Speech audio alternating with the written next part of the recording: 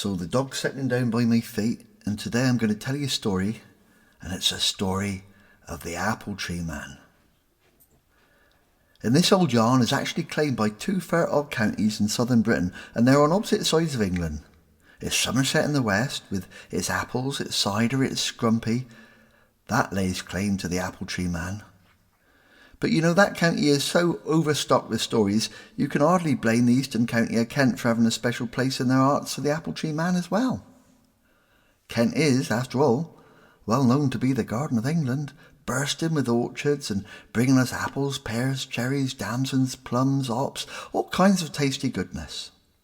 However, apples do mean something very, very special in Somerset. But wherever the tale may have its roots, whether it happened in the east or the west, it concerns two brothers who sadly did not get on at all well. And unusually in that place and in those times, it was the youngest son who inherited everything on the death of a parent. And when one rich old farmer, he popped his clogs, leaving everything to his younger son Ned, the lad in question, he was very generous to everyone but his older brother Ted. To that poor sap he gave the crumbliest old cottage on the family's acres, an old ox called Jock, who was preparing to breathe his last, and a donkey called Dunk. He was no further from the grave than the ox. Nevertheless, this philosophical older brother counted his blessings and did what he could to toughen up the beasts. He took good care of them, and he allowed them to graze in the shade of the 3 old apple trees which stood near his cottage. And soon Jock and Dunk were looking better than ever, and the trees were bursting into life again, ripening with juicy fat fruit on every bough. But all this hard work didn't help when Ned came round wanting his rent for the crumbly old cottage. And when Ted tried to explain how hard times were, the younger brother, he just growled and sighed and whistled through his teeth. But he made sure that every penny came his way. Now one day, Ned came by the crumbly old cottage and he offered Ted an astonishingly silly deal. He said, "Now look here, Ted, it'll be Christmas Eve tomorrow, and as you and I know well, that's a time when animals do talk." "Do they?" asked his perplexed brother. "They do, and you knows they do. So father always told me anyway. The thing is, there's always been talk of old treasure here on this land, and father he said that if anyone knows where 'tis, it'll be that geriatric old donkey Dunk. So, when the midnight chimes are nearly here on the morrow, I'll be by to hear all about it from the donkey's own lips, and don't you be earwigging, mind you, blast you. Just wake me up in time, leave me in the cattle shed, and if I hears what he wants, I'll knock 6pence off your rent." Well, Ted agreed, and when Christmas Eve rolled round and the sun had long gone down, the older brother finished his usual duties by cosily bedding down Jock and Dunk in the cattle shed with an extra bale of hay and a sprig of holly to chew on. He took his tin mug and he filled it with a glug of his best apple scrumpy cider, and then he planted it in the cinders of the fire to mull before heading out to the orchard to feed the delicious concoction to the roots of the apple trees.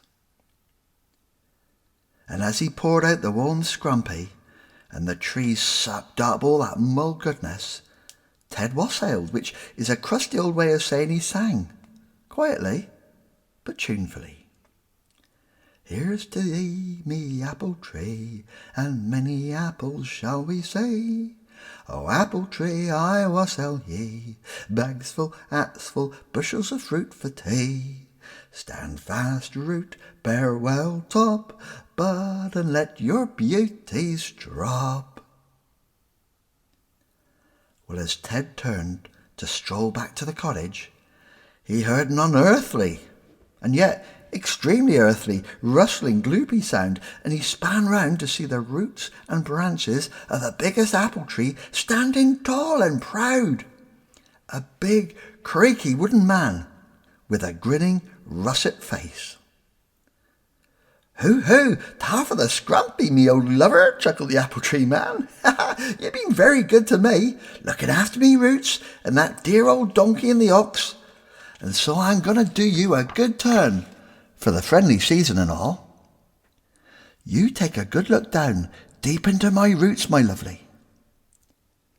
And when Ted gazed down at the hole in the ground where the tree had been rooted, he saw a gloriously shining bucket of gold coins. 'Twas a fortune of several lifetimes. "Roman, or whatever they do be, old lad, them coins now be yourn," smiled the apple tree man. "But mind you don't tell a gasping soul how you came across them. And keep 'em stashed away for yourself, for you deserves 'em, and few do." And then the apple tree man lifted a leafy bough, and he tapped the side of his nose wisely. Ted took up the gold, and the apple tree man settled his roots back into the ground with a grateful gargle. "Thank you, apple tree man," said Ted, still agape at all he'd witnessed. "Oh, don't mention it, Teddy boy," came the reply. "But you go and wake up that little brother of yourn. 'Tis nearly witch's hour. Oh, and before I goes, Merry Christmas." And with that, and one final grin, the apple tree man closed his eyes and settled back down once again into just an old apple tree. Well, Ned hurriedly pushed Ted out of bed. Once he arrived at the cattle shed, he said, "You go to bed, Ted, go to bed, leave me alone," because he wanted to be sure that he was the only person who knew the secret of the treasure. But of course it was treasure Ted had already gratefully stuffed into his sock drawer. Therefore, the younger brother was all alone as the midnight chimes carried on the chill air from the nearby village church. As the last gentle bong ceased to vibrate, Ned gazed around the old shed, where the donkey and the ox were comfy in their hay. "Hee-haw, hee-haw, ha-ha-ha-ha-ha! Oh, aye, here he is, then," dunked the donkey braid. "Here's that no-good maggot of a lad, Ned. He's wanting to know all about where the treasure's been hid, then, isn't he?" And he laughed. He laughed a big, noisy donkey laugh. "Hee-haw, hee-haw, ha-ha-ha-ha-ha!" And Jock the ox joined him in a mooing guffaw. He was just as tickled as his friend. But the greedy fool's out of luck, ain't he, Dunk? Because he ain't ever going to get it. Because a better man already found that treasure for himself. Moo! Hee-haw! Pass us some of that lovely holly, Jock. There you go, my lover. Happy Christmas. Well, nobody knows for sure how Ned reacted to watching these two animals laugh at him. But he must have passed out cold in the cattle shed, 'cause when he came to, his hair had turned bright white. And the best change of all, however, was that Neddy was never cruel to his brother Teddy again.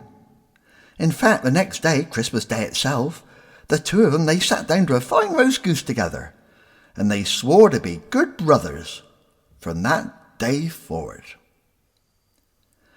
Now, there's an old Shropshire tradition that if the sun shines through the apple trees on Christmas Day, the following year there will be a bumper crop of apples grown on every tree, and from those apples there will be pies and puddings and sausages, and of course the very best scrumpy cider.